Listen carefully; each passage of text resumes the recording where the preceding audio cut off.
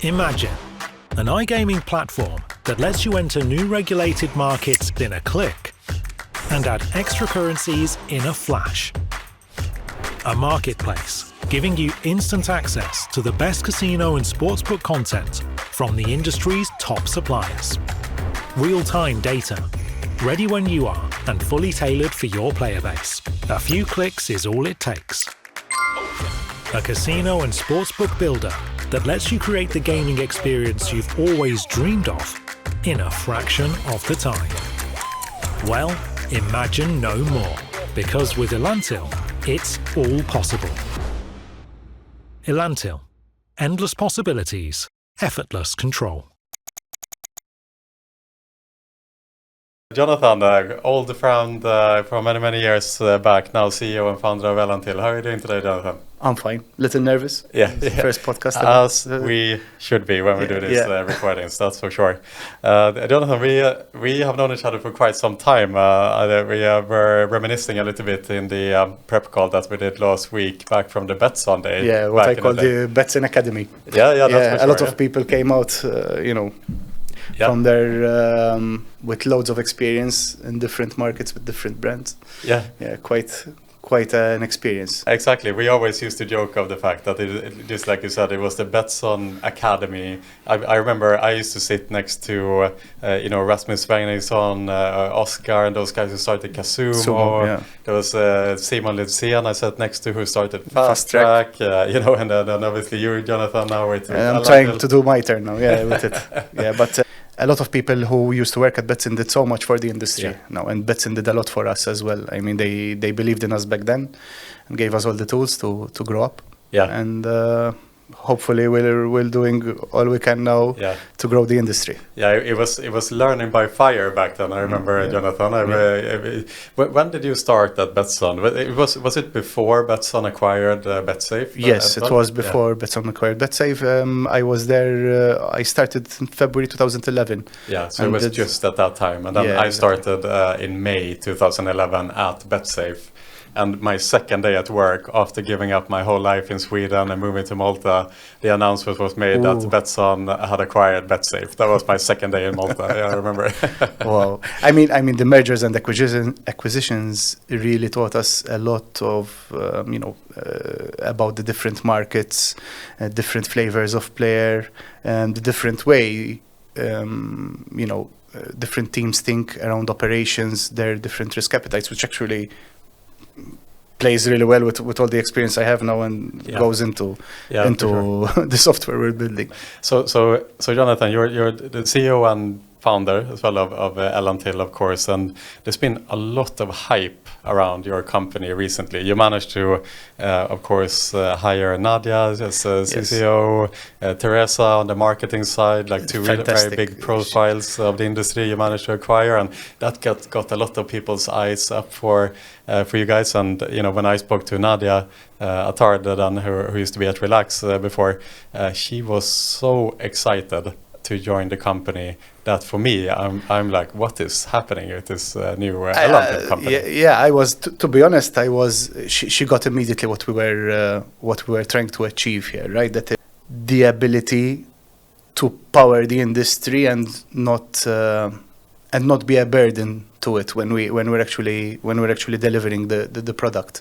I mean, it comes into our commercials, it comes into the whole base philosophy that we take at heart a lot, the operator independence, meaning that we don't want to be the ball and chain of our operator. A platform, or rather what we're trying to deliver, a backbone, a strategic backbone, cannot be of a hindrance or block all the visions that will come.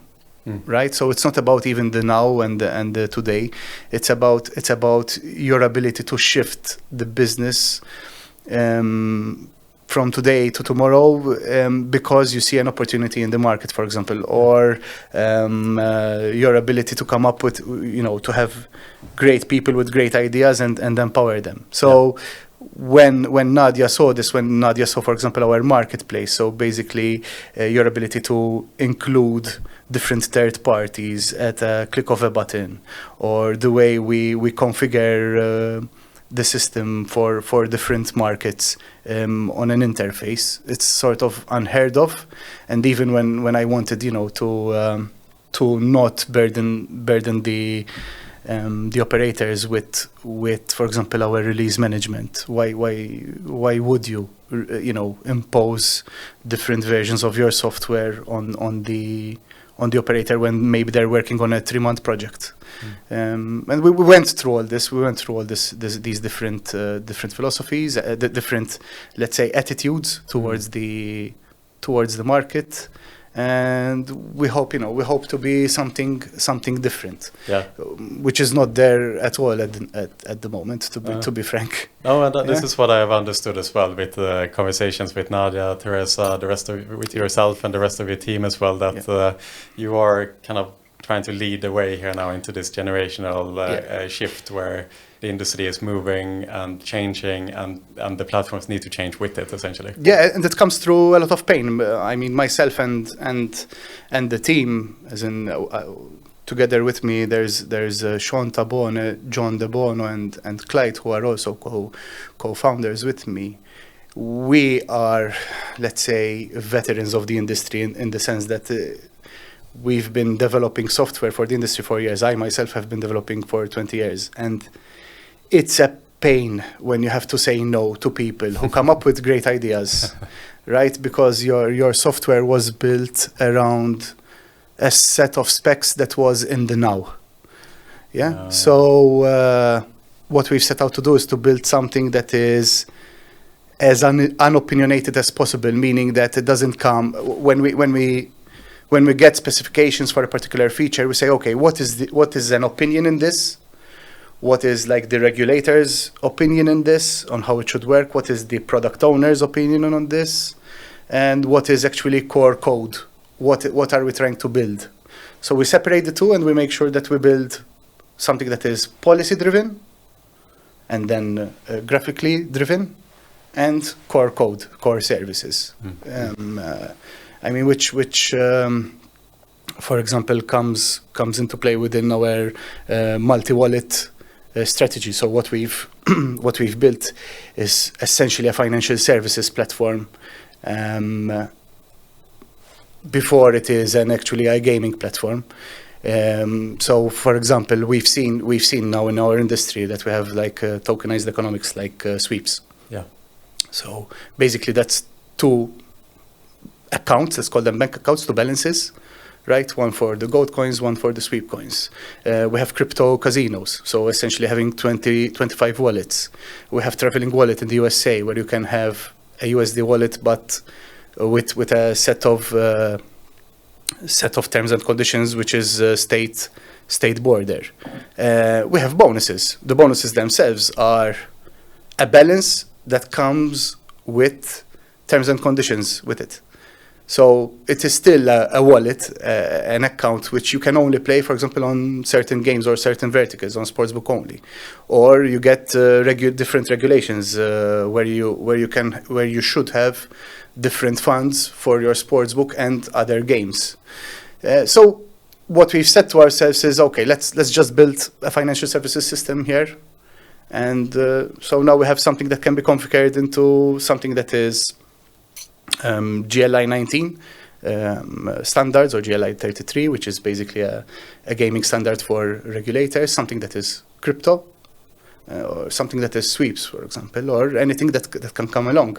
I've seen some operators who have come up with great ideas, as in to have, for example, CS:GO skins as something that can be sort of one or exactly. So why limit yourself to a USD one wallet per profile? Why is it? It's not a property of the player, but rather wallets are something that a player can have much more than one with different set conditions. In fact, we use it for multi-active bonus. The same technology we have is a player can have multiple, like 5 bonuses that are active at one point in time that a player can choose and play according to the session that they are on.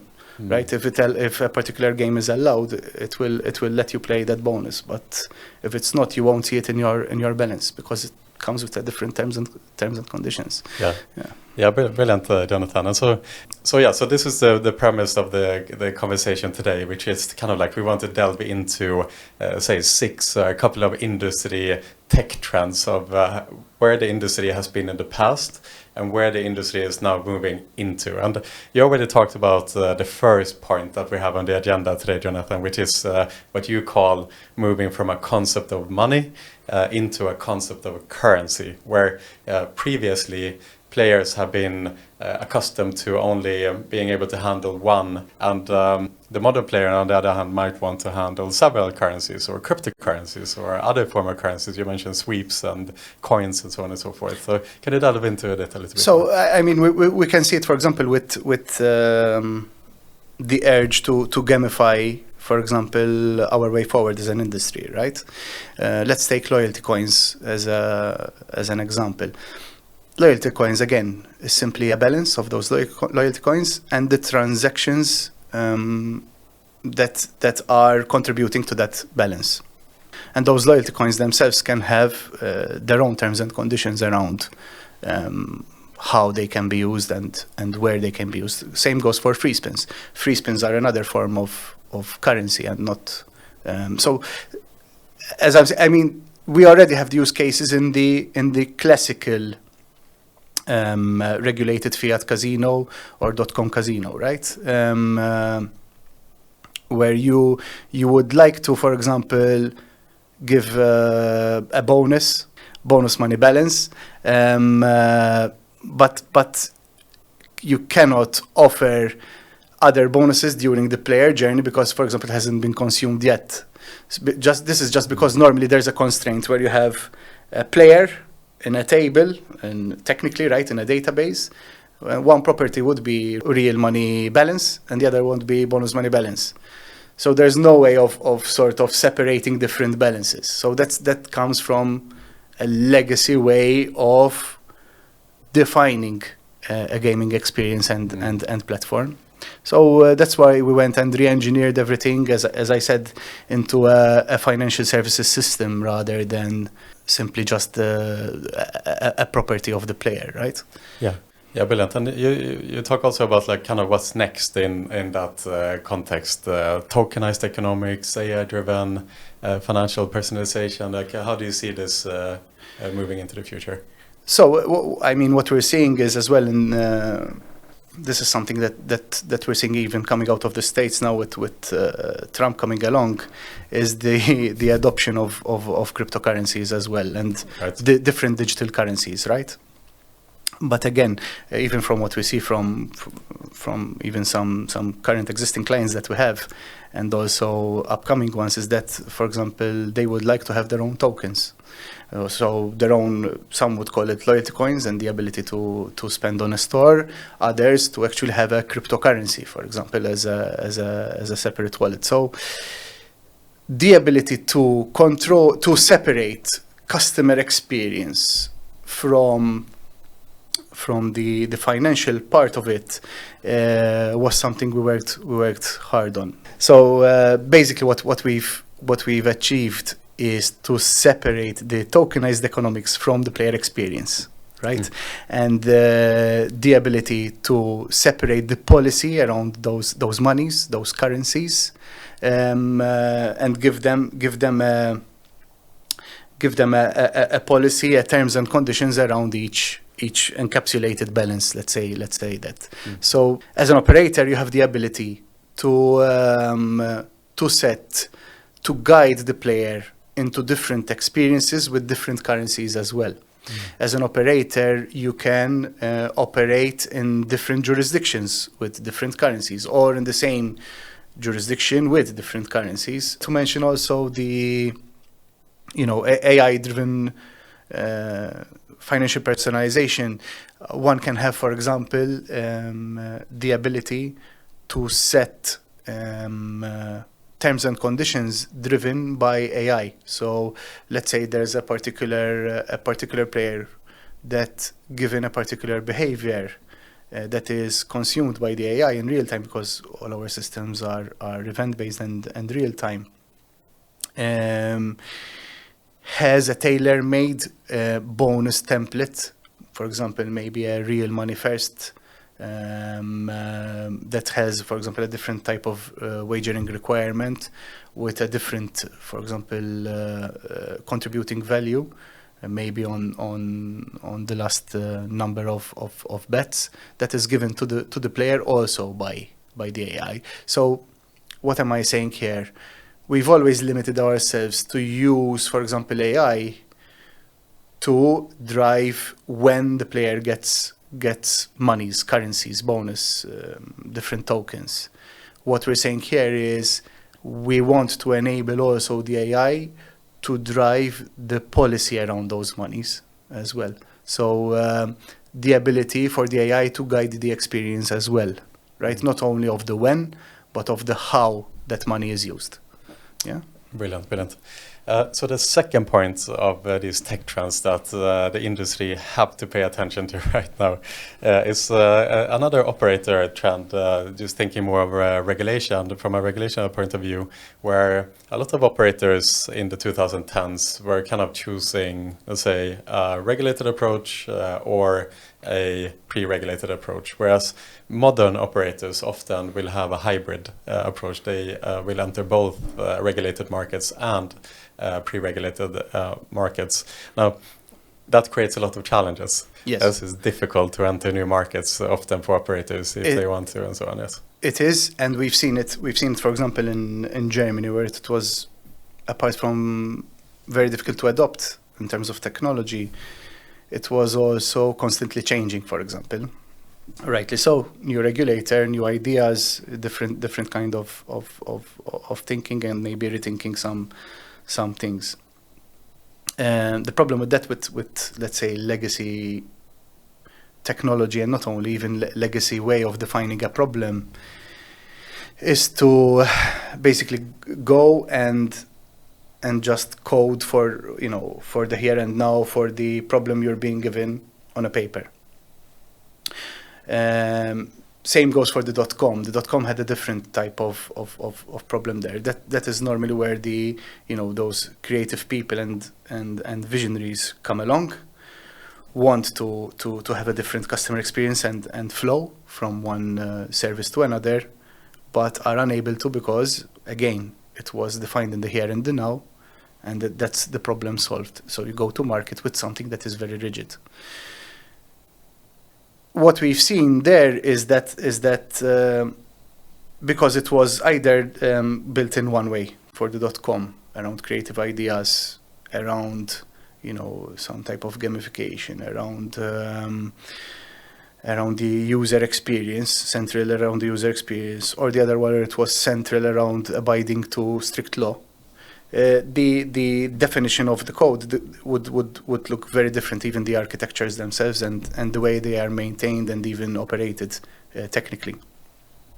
So it became very difficult for operators to do both. So what happened is that most of the operators either just kept themselves in the regulated market or in the .com, or later on ended up doing M&As, that is purchasing platforms.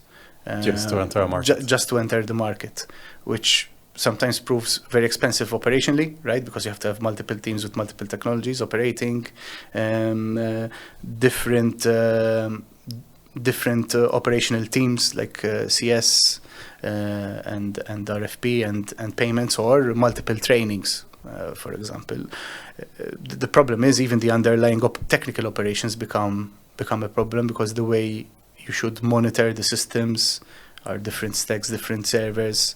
So the way what we're trying to address as well, because what we're building is building blocks, or rather the strategic backbone that we're trying to coin, is that you can do both. Why? Because the opinion again of what I said before, of what is a spec, is at a layer above that. So the core services will always be the same. The financial services or the entertainment part, where you determine which games to offer, which content to offer, what payment methods, are at a higher level than the core part, and that is also determined then by configuration rather than by code. So in reality, what we're trying to achieve is to offer our operators to have worldwide coverage as much as possible. So not only in the here and the now, but also when things change or start changing too fast, like what happened, for example, in Germany. Right, Yeah? right. So, I mean, solving a massive pain point for the industry, of course, to enter new markets. The third point is what you call from reporting to automation, kind of the end of passive data, where you talk a lot about how, from a player perspective, we want to gamify the experience, but then from the kind of back end and organizer's point of view, you also want to make that experience more engaging, let's say. Exactly. So, like we've seen from the past, right? As in the way we engaged players, let's say 20 years ago, was through grabbing a report, which took 3-4 hours to achieve, looking at the data and then bonusing the right players, for example. We've advanced since then, right? We have great gamification engines and CRM systems. The problem is that we still look at data systems like data warehouses, let's call them that, where you have data at rest. What we're trying to achieve with our data platform is to look at it as an entire gamification. So why should a casino manager just, for example, export a report and then take action later? Why not have either a third-party tool or a tool that is built in-house to optimize the internal experience, right? The experience for that casino manager, the ability to react immediately, for example, upon RTP of a game, right? The ability, for example, to adopt the games library and the ability to, for example, inform other parts of the businesses that, for example, finance, that these particular games are now switched off from the system, for example, through Slack, or the RFP agent, which wants to be alerted immediately or wants to take action, lock some accounts upon, for example, having different multiple account checks being triggered.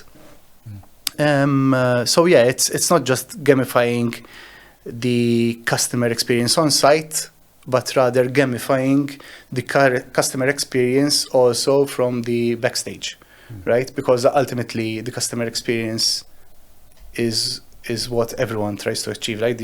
The ability to have everything in the instant. And let's remember as well that we as an industry don't compete anymore against ourselves only, but we have to compete against the TikToks, against the Facebooks. That's what we're competing against now. So customer experience is everything. Everything needs to be engaging. So even the boring stuff like AML and whatnot needs to be automated and gamified. So what we're delivering, for example, is upon bet, you immediately have a plethora of KPIs that are outputted from the platform as a direct result. We're using different open source technologies for that. And then, of course, different systems can look at those immediate, for example, lifetime wagers, lifetime deposits, weekly, daily KPIs, and take action upon it. And another thing we've also worked hard on is that normally operationally, adding, for example, different metrics or KPIs, classically on classic data platform takes weeks, if not months sometimes. Here we try to make it as easy as possible for ourselves and for our operators to add themselves different KPIs, which would take a day or two, for example. So yeah, we've rethought of what constitutes a good experience, and we've thought about even the people working in the industries to make it a better experience. Make AML checks great again. Yeah. That's the that's the goal here. Yeah. Yeah. Good high goals to have for sure. Point number 4 is what you coin as going from these closed systems of the past into a more open innovation, where, let's say, legacy platforms, it's kind of like a plug and play. It's a square type of solution, not that much flexibility to adopt to, let's say, a very dynamic industry environment. Can you talk a little bit more about this kind of like new approach to? So we've seen innovation? we've seen it across all the technology industry, where APIs are the thing to hook up to, the ability to have something to allow other systems to take control of your business, parts of it. We've seen that trend, now for a good 5-6 years, where everyone coming to purchase a platform or any type of software would ask, what do your APIs look like, or do you have APIs? Some still don't have, some have great APIs, but what we've even gone further than that in doing is that we open up all the events happening, like a document upload, registration, a confirmation of registration. Everything is just outputted for other systems to consume, and then go back through other type of APIs. So we have like, let's say, REST APIs. It's a technical term where you can just sort of issue a command or do it eventually consistent through messaging. Like you message into our system, and the interested services will consume that command. So yeah, what we're trying to do is even open up the policy part of it. So the ability to orchestrate those services together through the openness of our API. Not only like, for example, let me give like the registration is not something fixed. It's something that you configure first. So you say, listen, these are the fields I want. These are the required fields. These are the regex for the registration. And now I'm going to send you a registration. So that way we opened up for various type of operators, the omnichannel type. You have different type of let's say devices or methods that one can register, maybe from a stadium where you have operators that will send freebies in a stadium and want to have like a quick registration and then regulate later. So you get the lead and then regulate. So you sort of take control of the flow of the business, which is let's say a level higher than simply having an API. Yeah. And this seems to be a bit to the core of what we're talking about in this, let's say, generational shift in platforms, where legacy platforms have been very rigid. It's difficult to be fluid, let's say, and follow industry trends, whereas modern platforms like yourself has to be more flexible in order to exactly, because it's all pain. It's pain on our skin, basically. It has always been that main embarrassment of an engineer having to say, oh, I didn't think about this, or wow, what a great idea you have, and I'm sorry, but it will take us 6 months to do this. So we tried really hard to make sure that we measure properly before we actually start building, again, of what is something that is a configuration and what is not, what is hard code, basically. Mm-hmm. So yeah. Brilliant. The 5th point of today is to go from rigid operations to real-time event-driven decision making. I think this is related also to like what you talked about earlier in the recording, where policies drive decision. Right? Can you talk a little bit more about? Exactly. So this also ties into the real-time reporting and the openness as well. So from the previous point. Yes. So the ability to get third-party actors who maybe have different insights and intuition on how part of the operation can be done better, like CRM, right? typically one is, let's say, risk averse in technical terms, from an engineering terms, and does not allow other systems to take control of the flows between the services, because it can, if not built in a sound way, it can break, the system entirely.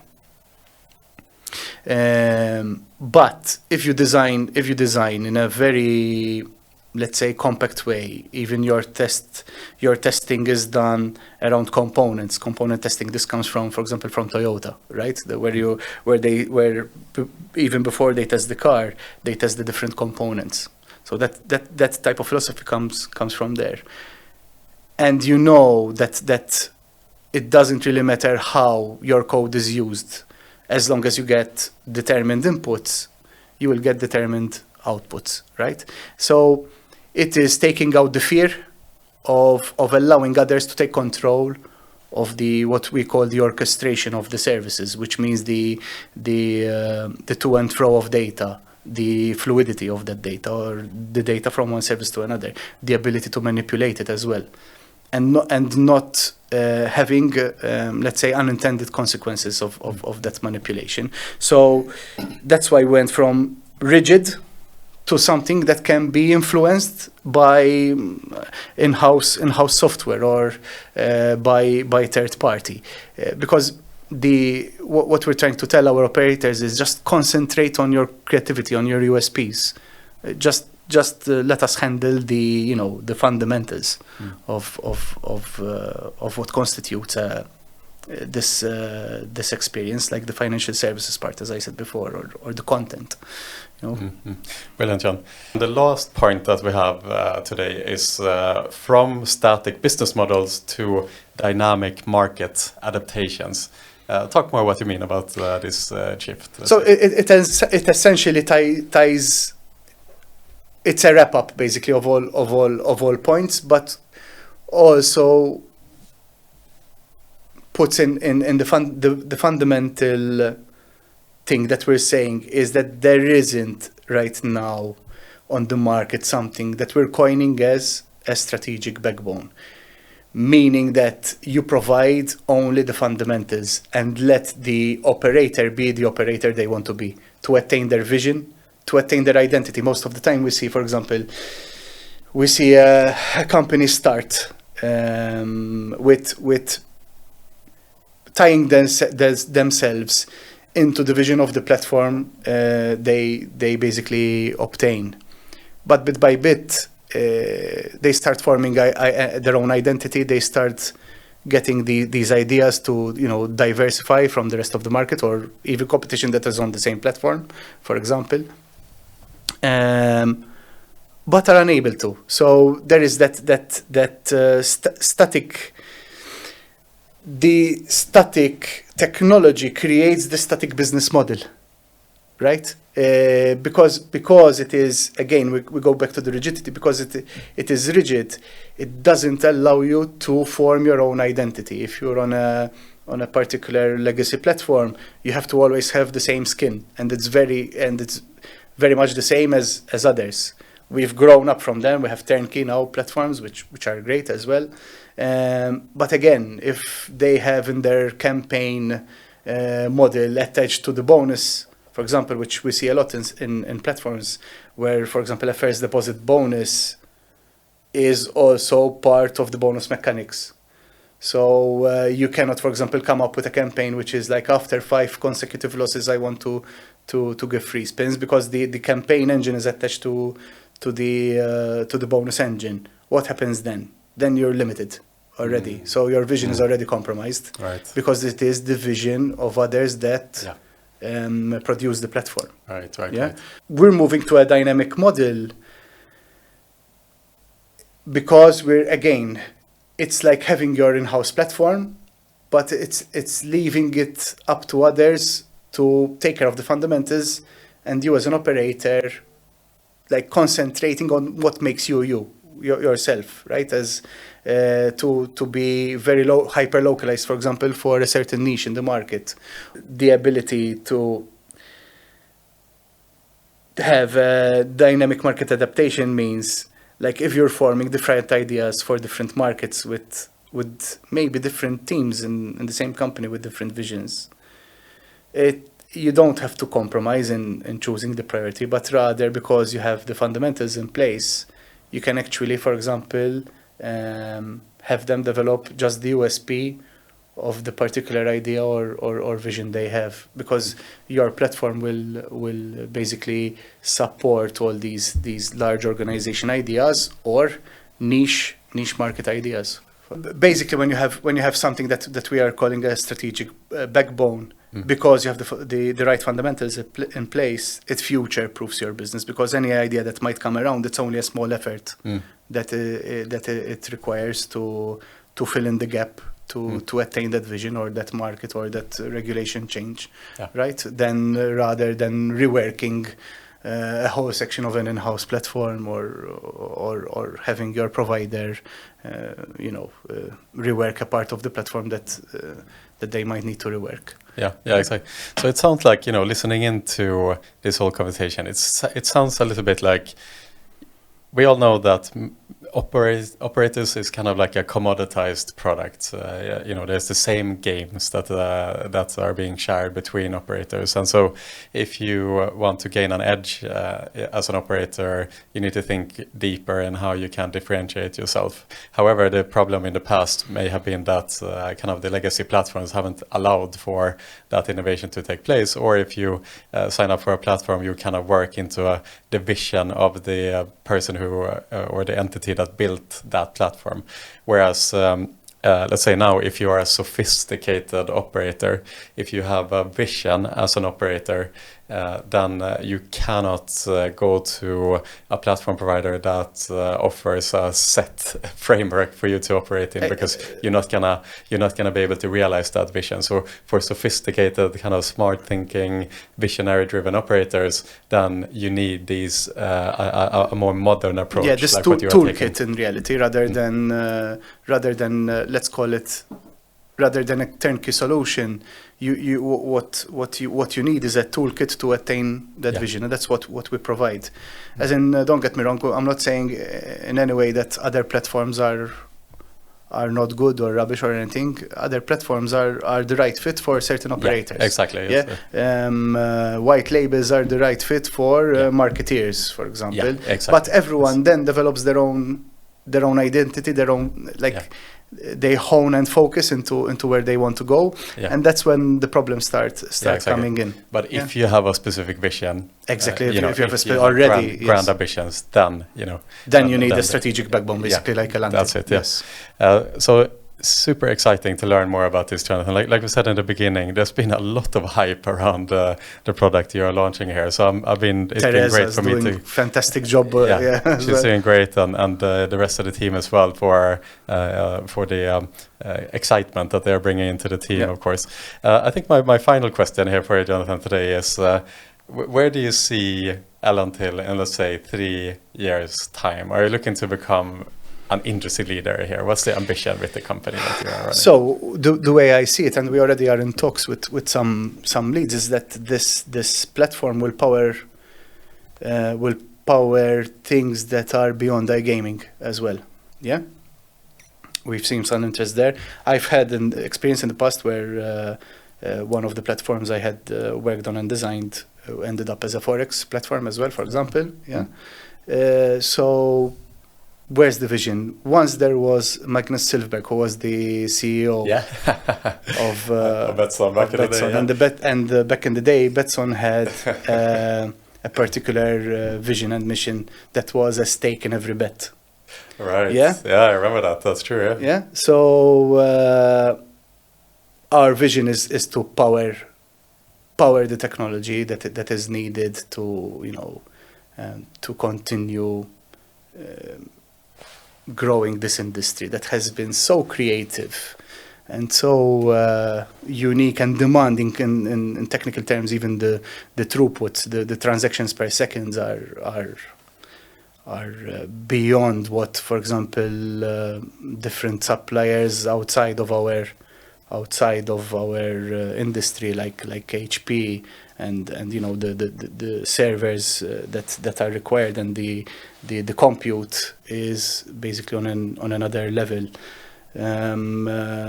So yeah, the ambition and mission is to power a stake in every bet. Of course, we know but it's always a vision and a mission, right? Yeah. I like that the Betsson alumni and the old school mindset is still alive and well here. Jonathan, it's been great to sit down with you once again after many years together. Thank you. All the best of luck. I'm really excited to follow the company. Thank you. Awesome.